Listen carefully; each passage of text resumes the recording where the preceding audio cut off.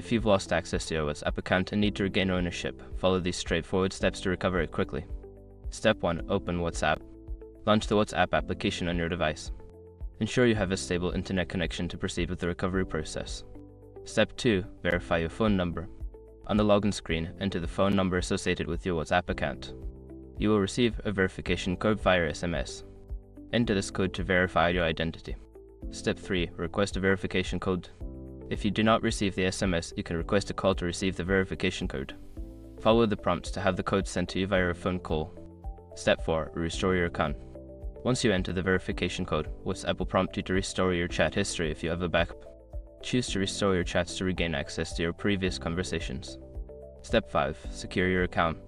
After regaining access, go to the settings and enable two-step verification for added security. This will help prevent unauthorized access in the future. By following these steps, you should be able to regain ownership of your WhatsApp account efficiently. Remember to keep your account secure to avoid future issues.